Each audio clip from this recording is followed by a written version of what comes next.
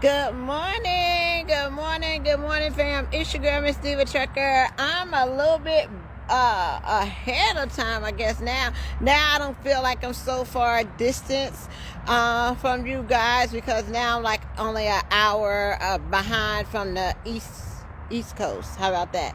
How are you doing today? It is a little bit chilly, but it's not unbearable, okay? So I don't even have my jacket on. I'm able to stand out here. I wanted today to come and, just talk with you guys a few minutes, and especially those that's getting in the trucking industry and getting into things like Hotshot trucking, right? So I wanted to talk to you and let you know that there are different types of freight. The majority of what you see or what people do is they go to trucking school, right? They get their CDL, and having your Class A gives you the ability to run any type of freight. So that's why we always recommend, if you're going to be in this business, if you're going to do it, get your Class A, get your CDL. So there wouldn't be any question on what type of freight that you can move and what you can't move, right? But when you guys are talking about like getting into Hotshot, there's different things like you got to consider. What kind of truck do I want to get, right? Do I have to have a dually? Do I have to, what it is? I recommend, if you're going to get into this business, give me 1 second, I'll turn my camera around, okay? If you're going to get into the Hotshot business, there's several different options for you. You can have a truck like this, right? Where you don't even have a bed. It's a dually. And you can run that way with an open bed and put a gooseneck on it. This is what is called a gooseneck trailer. They come in different sizes. So you can get like a 28-foot, you can get a 30-foot, you can get even a 40-foot trailer, okay? You get trailers that it comes down in the back, or you have to have something to lift it up. Or you can have what is called an enclosed trailer, right? Now, if you notice, this truck is it's a 2500, but it's diesel and it can still tow, right? And it doesn't have a dually. It has a single tire on it, but you can still move freight with it. So that's why when we say, have options and things like that, now I don't need a gooseneck for it, but it's a trailer hitch on the back. This would be similar to like carrying an RV or something like that, okay? So when you're considering different types of freight, or different types of equipment that you may need out here, you just have to know what your market is, what it is that you want to be able to pull. Do you want to be able to pull something that's in an enclosed trailer? Do you want to have something that's more like a flatbed type feel? It's totally up to you, right? The bigger the trailer, the longer the trailer, the harder it is to get into places and things like that. But I would start off, if it was me, right? If it was me and I was getting into Hotshot and I was thinking about doing Hotshot, I would start off with maybe something like a 2500, 3500. You don't want to spend a whole lot of money in equipment until you know what your niche is, what your business is, where you can find the freight. Before you even get into the Hotshot business, you need to understand that, okay, what's your market? Where are you going to get freight from? Are you just going to go buy a truck and a trailer and just hop on a load board? Do I know anything about sprinter loads? No, see, I don't know anything about sprinter loads. I'm going into like a new area and I'm learning as I go. Okay, but the main thing is, before you go out and purchase any of this equipment, expensive equipment, trucks and trailers and things like that, you need to know your market. Where am I going to get the loads? Who got the loads? And then everybody that say that they got loads for you, soon as you get your authority, as soon as you start hitting those people up and things like that, all of a sudden they don't know what you're talking about, right? They don't know, oh, I thought I had loads, or whatever the case, the loads are gone, or whatever the case may be. So you need to know that for yourself. You need to know exactly, you as a, even if you're a carrier, a dispatcher, or broker, whatever the case may be, if you want to market to people that can carry that type of freight, you need to know where to get that type of freight from. If you need to market to people that can carry that type of freight, you need to know where to get that type of freight from. You also got to be careful with your measurements, okay? You got to make sure that whatever the load is, it can fit on your trailer. You don't want to have to show up to a place to get freight and it's too big, the item is too big to get on your trailer, right? So it's very important to know what type of equipment or what type of freight that you have to go pick up. But yeah, it's Sprinter, Miss Monroe, like you said, it's Sprinter trucks. It's you can do what else? The box trucks. You can do the Hotshot, the open trailer, the enclosed trailer. The enclosed trailer is basically the same, same kind of trailer. It's just enclosed. You don't have to worry about, tarping. Okay, you just put it inside, strap it down, and you're good to go, right? So start off with something like that. But can you do it in a gas truck? Yeah, you can do it in a gas truck. But the thing is like when you're running around with trailers like this, trailers like that, it's easier to get into a truck stop. It's easier to get into a truck stop and fuel up with diesel, with the load, if that makes sense, right? And another thing I would recommend is if you're going long haul, like if you're carrying freight across the country and things like that, it would be important to have an extra fuel tank, okay? Because in these trucks, they're like regular trucks, take about, I wouldn't say $90, $100, depending on where you're at. If you're in California, it's going to take about $140 to fill up, right? So, but if you're somewhere about $3 or something a mile, then it'll take you about $100, but you're only going like, I want to say maybe 300 something miles. You want to have an extra fuel tank on the back of it so you can keep going, because we all know that time is money, right? Time is money.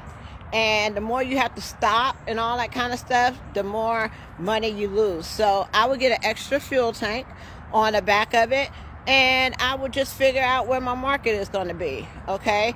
But it's something that you should do your research on, especially on the trailers and where the freight at, and see if you could come up with a direct customer. The easiest way for you to do is, before you even get all this, right?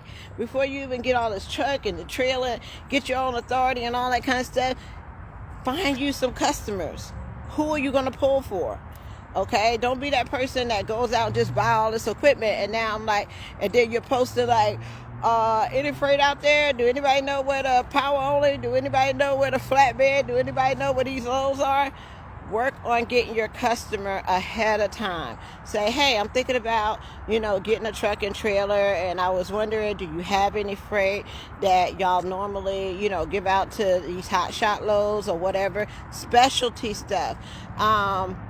Specialty load boards, from my experience, things like, what's a special, U-ship, these specialty item loads, right? You have a lot of stuff you have to bid on. Okay, so, and everybody's out there to try to undercut and give who gets the lowest bid and all that kind of stuff. But you also got to take your costs in consideration. What is your cost before you even move a truck or a trailer or whatever the case may be? What is your cost per mile?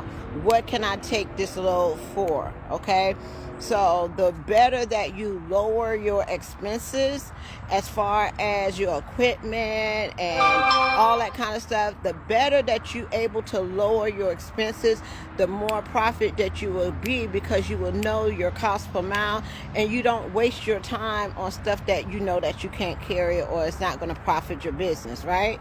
So those are the type of things that you should, and then you're versatile. whenever you got your CDL, it doesn't matter what type of truck or equipment that you have. You could drive basically any and everything, right? So that means I could jump into a reefer truck. I could jump into a flatbed truck. I can jump into a drive-in. I could jump into a box truck if I want to. I can jump into a Hotshot trailer. I can jump into a enclosed equipment trailer, okay? So the more that you are versatile, the more that you'll be able to, pick whatever it is that you want to pick, okay? But focus on what market that you want to be in, and don't be all over the place. Don't spend a whole lot of money on getting equipment, especially right now that the market, it's hot right now, but the prices are high too. Okay, so what's going to happen is it's a buildup, just like anything else. It's a buildup, right? Things start getting higher. They can only go so high before it crash and burn. Okay, take that in mind. Sometimes if you wait a little while and get in when it's right, it's just like the market, right? So when you get into the market, you want to get into that right time, so when it goes up, you go up with it. Right now it's so high that even if you try to get into the industry, it's going to eat up your profit so fast it ain't funny. Why? Because your expenses are going to be out the roof. Okay, if you imagine paying $70,000, $80,000 on a used equipment truck that before this pandemic it was $25,000 or $30,000, and you're paying triple of what it was before the pandemic, it's only so much money out here. It's not an unlimited cap. You can only run so many miles in a week. Okay, it's going to level off. It's going to go back down. Okay, we just have to, just like the market, you got to be able to outweigh that. Okay, and not jump in just because everybody is doing something. Everybody is doing it, so that makes you want to do it, and you haven't done your research. So when you get into it, you're like, wow, we was getting $4 or $5 a mile for loads. Now all of a sudden, when they drop down to $1.50 for the load, you're gonna be out of business so fast it's not gonna even be funny. Why? Because you got a big overhead. You don't want to spend $80,000, $90,000 on a truck that's really only worth $30,000. Okay, and it's not that nobody wants you to get into the industry, because we need you in the industry. We want you to be in the industry, but we want you to be in that industry so you can be successful and so that you will have longevity in this industry. There is no quick way to do anything out here. It's not. If you think that you're going to jump in and 6 months later you're going to be this multi-millionaire, this is not the business to be in, right? This is not. Right? It's going to be, let me tell you about the trucking industry. The trucking industry, it has roller coasters. It has ups and it has down. It has ups and it has down. And you know how we're successful out here? It's not about the amount of money that we make or don't make. We're successful because we're able to sustain. So no matter how it moves, whether it's up or down, we're going to be right here. Okay, and we're going to be maintaining and building slowly. Okay, you want to go out of business fast? Build quick. Go buy 10 trucks. Go buy 20 trucks. Go buy how many trucks that you want to drive. Because one thing you can't control drivers. We're human beings. Okay, we're going to want to go home. As soon as a driver figure out how much money you're getting from their hard work, they could go do it themselves. Why they gonna work for you, right? So you can't control that. There's certain things that you can control, but you can't control drivers. Okay, a driver will leave you for 5 cents more somewhere else. All the person got to do is say, okay, if you over here paying 60 cents or 50 cents, right? If you over here paying 50 cents, guess what the next company is doing?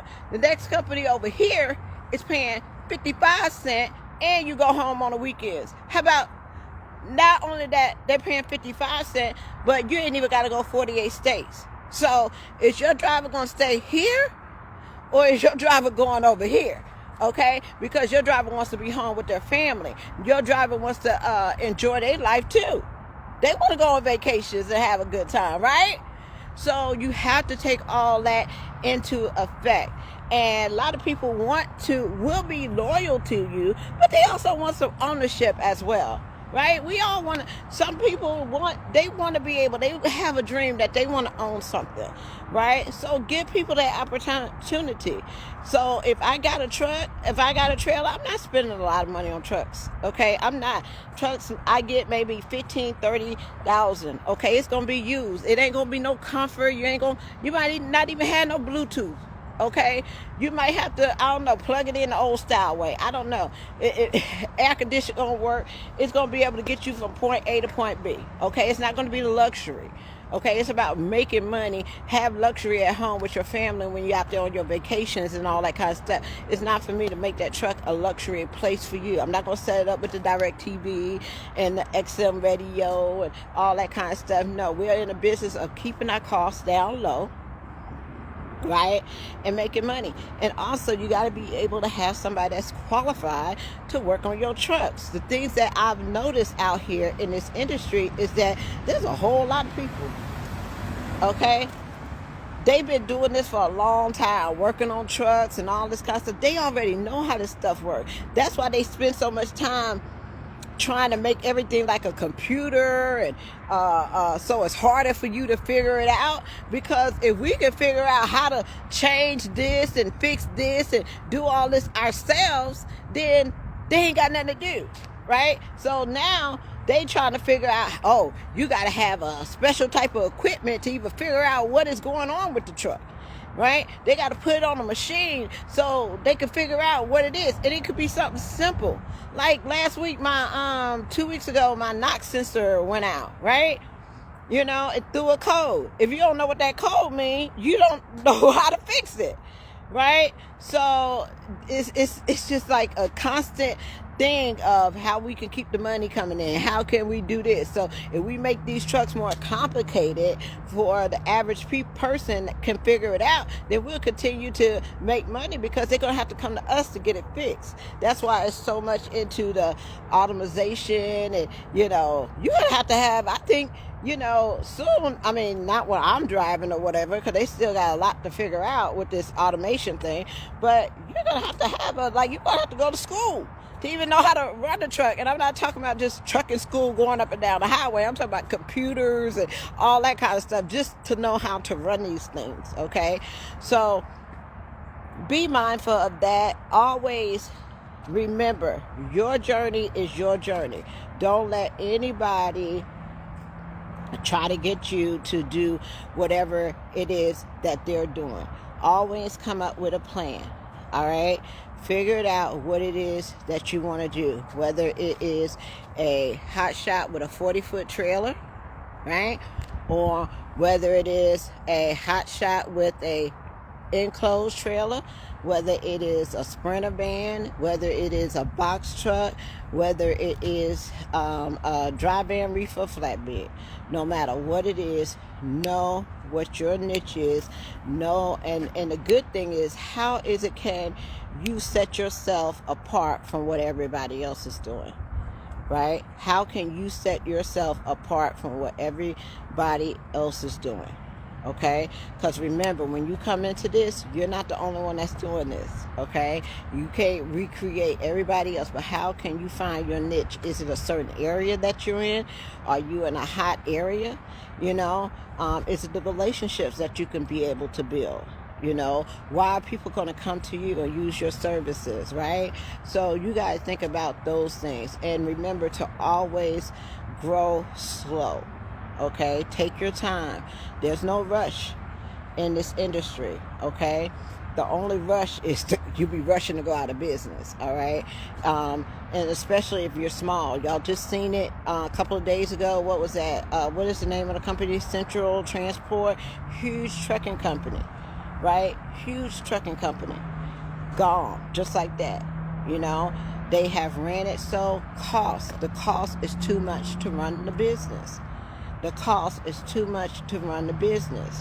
When everything go high, you can't even replace your equipment right now, because when you was buying it at a wholesale price or at a discounted price or whatever, people not doing that no more. They selling it to you above the market price, So if you was barely making it, trying to purchase equipment at that point in time, now it's time for you to repurchase everything and keep your trucks and all that kind of stuff, and you can't do it because the price has tripled.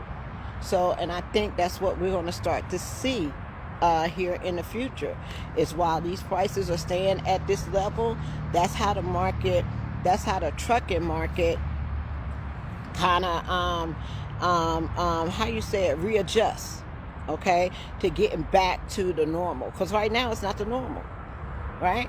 Right now it's not the normal. So it has to readjust itself. Okay, so now it's like when everything was low, everybody was buying and we was building. Okay, now how can you sustain that? Now everything is high. You're going to have to stop buying. So you may start losing drivers. You may start losing customers, so can you survive through all of that?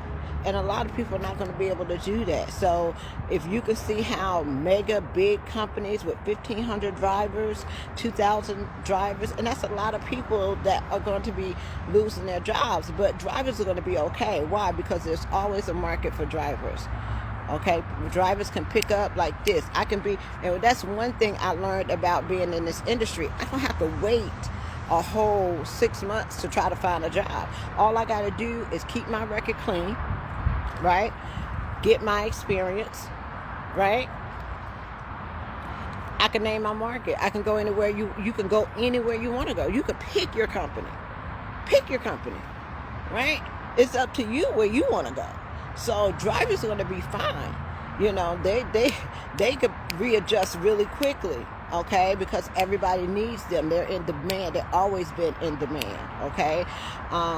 But what about the people that's behind the staff, behind working in the office and all that kind of stuff? They may not be able to readjust so quickly, But sharpen your skills. That's why know your truck, know how to run, know your lanes, network with people, right? Learn about more things. If you just driving the truck, learn about the industry as far as dispatching or brokering or being an agent. Learn about all these things, because you never know when you may need it. It may not be something that you are able to do right now, but it may be something that you may be able to use later. I always tell you this, listen, whenever you're out here in the trucking, nobody's promised tomorrow, right? Any one of us can have an accident. We can become sick, where we're not able to run that truck and have an income, okay? But if you educate yourself and you have the knowledge on other things that you can do, that should not stop you. So if you're learning about dispatch, you own your own truck, right? You're learning about dispatch, or you're learning about brokerage. What if something happened to you that you're not able to be running your truck, and somebody else has to run that truck for you, right? Shouldn't you know your lanes? Shouldn't you know what it is, how to get freight, so you could maybe run that from at home if something happened to you? We gotta be able to think outside the box and be able to cover our own selves, because nobody cares. Nobody cares that your truck is down. Nobody cares that you're about on the brink of going out of business. Okay? Nobody cares about that. The only person that cares is you. Right? So you got to be able to always continue to learn. If you don't know how to do it, figure it out. I didn't know how to jump on a forklift. Okay? I said, how many you got to turn the thing on, the thing go front and back, you got to lift this up and down. Show me how to do it. I don't know how to do it, but show me how to do it. Now you put me on the forklift, baby, I can lift anything off the trailer, okay? Anything. Because I might need that someday. I never thought I would need to learn how to drive a forklift. I'm not no forklift driver. Okay, but it had come into my life that Miss Timmer had to learn how to do a forklift, and I mean in 3 minutes flat. Okay, so that's the things that I'm talking about. Don't get so comfortable, okay? Because the moment that there's a change and it throws you out of your normal environment, that is where you're going to be able. That is where you're going to have to learn how to either sink or you're going to swim. Either one. Okay, but something's going to happen.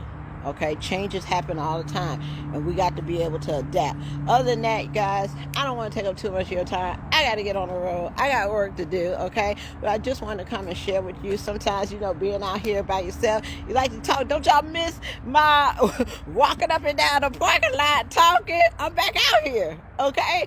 It's real. Sometimes I could be in the office sitting down behind the desk, moving, booking loads. Sometimes I need to be out here. Okay, I have to readjust. I can't get comfortable in that office, right? I can't get comfortable. I got to be out here sometimes, and then sometimes I got to go back and run over here. It's you got to be able to adjust and readjust and keep going and don't give up. Okay, I love you all. Peace, love, joy. I haven't even put up a Christmas tree. Look, I've been sending y'all hints about Christmas. Okay, my luggage, I need a whole new set, okay, with all this jumping on flights and all that kind of stuff. I be spending 15, 20 minutes in the baggage place because everybody got a black bag, okay? I wasn't the only one that showed up to the airport with a black bag, right? Everybody got a black bag, so I got to figure out which one is mine, okay? So I'm like over that. And then, walking up and down this little road, getting into the hotel, out to the hotel, back and all this kind of stuff. But my little wheels don't even want to work. I'm dragging this bag down I'm dragging this bag down to the car and back, okay? And I'm like, could y'all just put me on the first floor or whatever? No, ma'am, you're on the fourth floor. The fourth floor, I'm dragged. So I need some luggage. I need some pink luggage that I could just get off the plane with, go down there. That's mine right there. Grab it. Let's go. Right? It's struggles out here. Pancake maker. Who want to sit up there and be making pancakes all day when I could just put it in the machine, turn it on, hit 2 buttons, and 2 fluffy pancakes come out? That's what I need in my life. Okay? I've been giving y'all hints. Hints of what Miss Tara needs for Christmas, okay? But I haven't put up a tree. I haven't put up no lights. I haven't. Oh, the one thing that I do want to get for Christmas is I'm trying to get my mom an electric wheelchair. Okay, that's what I want. I want to get her not one of them heavy duty wheelchairs that you got to struggle to get in the car. I'm trying to find her something like a light little wheelchair so that she can just be mobile and go anywhere she wants to, just zipping up and down wherever she want to go. Okay, that is what I want to get my mother for Christmas. So that's what I'm trying to do. But I haven't been able to get the kids, go shopping. Amazon is, I can't even order because I'm not even at the house or whatever. But one thing my nephew said to me today, he was like, Auntie, don't worry about it. There's going to be another Christmas. We'll all celebrate or whatever the case may be. You just go out there and do what you do. And we're just so proud of you. Just handle your business. Do whatever it is that you need to do. And we'll celebrate Christmas another time. And that's all that mattered to me. Was my family said, go ahead, do what you need to do. Because they know I've been out here for 7 years, and I'm like, I need to be able to spend more time or whatever. But they're like, last year you turned up, you did it for Thanksgiving, whatever the case may be. Auntie, go out there and do what you need to do. Next year, I know you got us. So, I'm happy about that. So I can't be sad if I'm not there celebrating the holidays or putting up Christmas lights and all that kind of stuff, because I know that I'll be there next year or whatever the case may be. And we got plenty of time. Hopefully we got time enough to do it. We have to celebrate in other ways. But other than that, I love you guys. I hope you all are getting ready for your holiday. And I just want to say to you all, peace, love, joy, and happiness. And you all have a wonderful and blessed day. You all that are my prayer warriors, that keep me in your prayers every day, keep continuing to pray for me.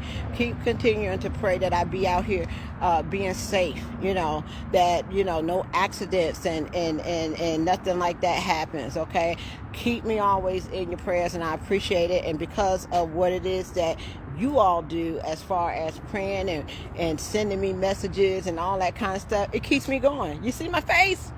right? I got a message from somebody I don't even know yesterday, and it was like, hey, Miss Tamara, I just want to send you a message and let you know how I'm proud of you and this, that, and the other, and things like that.